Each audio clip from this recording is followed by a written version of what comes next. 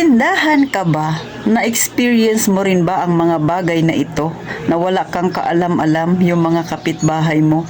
Sa'yo naka-address yung kanilang parcel. Tapos dyan pa iiwan sa tindahan mo. At ang pinakamasaklap, hindi man lang sila nagsasabi sa'yo, ikaw pa raw ang magbabayad ng parcel nila. Oh, magandang araw mga kasari-sari. Ito na naman si Ate Tintin. Siyempre mag-real talk na naman tayo. Ito yung mga bagay na nangyayari sa ating mga may tindahan. Dahil ang pwesto mo tabing kalsada, kaya ito minsan ang nagiging problema sa mga kapitbahay natin na walang pakundangan at saka hindi man lang nakikipag-usap sa atin, mga kasari. Pero bago ko umpisahan yan, pindutin mo na ang subscribe button na yan, sisi, at kung makaka-relate ka sa sinasabi natin Tintin, palike naman ang video na ito. At syempre pa, tayo ng mag-chismisan. So, sa magsasabi dyan natin Tintin, hindi naman tungkol sa negosyo yung topic mo. Abay, kasama pa rin. Kasi isa rin yan sa minsan dumarating na problema sa atin. Bakit? Mga kasari ha, ikaw ba ay may tindahan at ang tindahan mo ay tabing kalsada, marami kang kapitbahay? Na-experience mo na ba na wala kang kaalam-alam, biglang may parcel na ibibigay sa'yo si rider dahil sabi raw ng receiver dapat na kanyang tinawagan ay sa'yo iiwan? O diba? Bigla-bigla, wala man lang niha-niho yung mga kapitbahay mo tapos ginawa kang iwanan.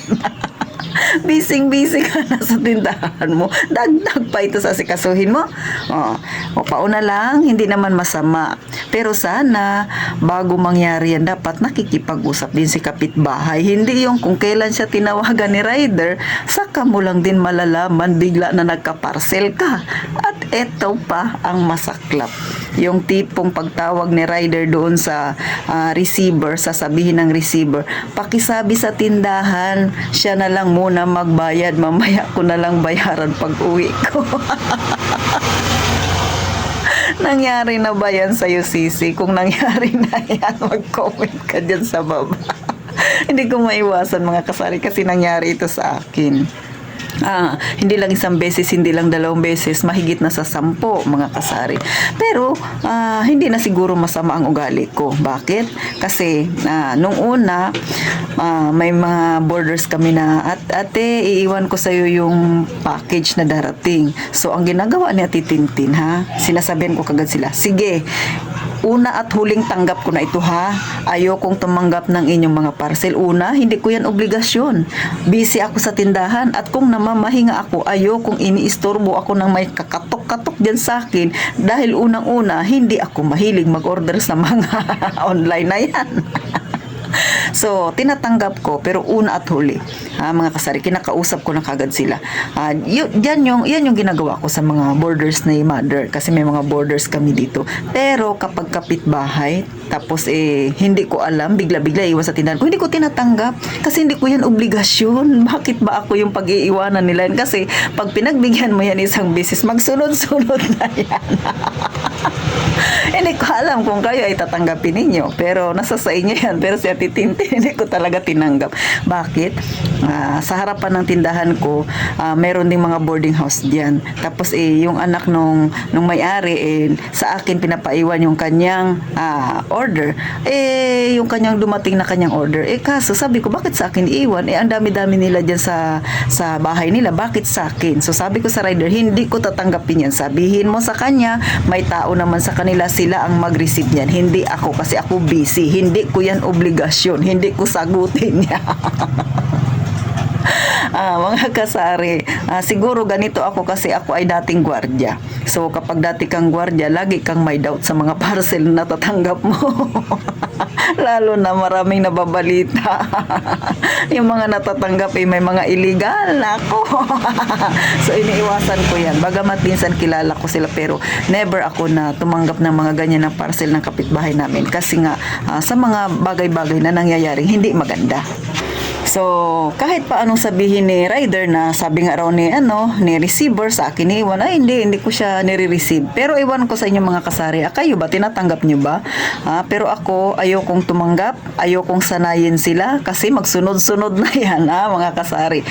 Para sa akin, ayaw kong tanggapin kasi ayaw kong magka-problema sa huli. Kasi minsan yung mga paiwan-iwan na yan, lalo na kung ikaw yung magbabayad ng parcel nila, paano kung hindi niya nagustuhan? Paano kung may problema ang parcel niya?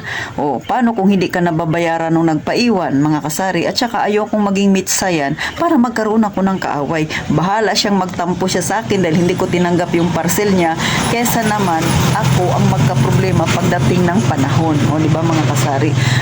Ayokong sanayin sila na nagiiwan ng mga kung ano-ano sa aking tindahan dahil ayoko ng maraming iniisip, mga kasari. Basta ako, nakapokus lang ako sa aking negosyo at kung ano yung nangyayari sa paligid ko, hindi ako nakikialam. Ang problema ko ay problema ko. Ang problema nila yan. Huwag nila akong inaaway. Pero sinasabi ko naman yan sa maayos na pananalita, yung hindi sila ma-offend, mga kasari. So, yung iba, dati medyo may kaklose ako dito, pinagbibigyan ko. Pero isang beses, dalawang beses, ganun lang. Pero pag marami na, hindi. At saka, sa iba, depende, mga kasari. Yung hindi ko naman sila ganun kakakilala, tapos sa akin ibabagsak yung parcel nila, ay mahirap yun. Ayokong mangyari na bigla-bigla nagpapasapasahan, nagka-problema yung kanilang mga pinang-o-order, tapos pagdating sa huli ikaw yung masisisi. So mas mainam na huwag na lang, mga kasari. Pero kayo, hindi ko alam kung na-experience niyan, pero kahit titintin, ayokong magka-problema talaga. So isa yan sa iniiwasan ko, mga kasari. Sa tindahan ko ako focus. Isa pa, lalo na pag may pera involved na, yung ikaw yung magpapaluwal, ay nako, yan talaga ang ayaw ko. Hindi nga ako nag-order ng mga online na yan para sa sarili ko, tapos magpapaluwal pa ako para sa kanila. At saka ayokong ma-experience yung na-experience ng kakilala ko na may tindahan din. Ganyan yung nangyari, tapos nagpaluwal. Magunong tiningnan yung parcel, may basag. Hindi siya binayaran kasi ibabalik niya raw yun doon sa may rider. So, nagka-problema between doon sa may-ari ng tindahan, doon sa rider, at saka doon sa dapat na receiver, mga kasari ko. So, hanggat maaari, si Ate Tintin ay hindi tumatanggap niyan. Lesson learned yan lagi, mga kasari. Gusto ko ay maging payapa ang aking pagnenegosyo. So sa mga nakarelate yan, mga kasari, huwag ka nang mahiya, mag-like ka na. At syempre, pagaya nga ng palagi ko sinasabi, mag-iingat tayong lahat palagi, mga kasari.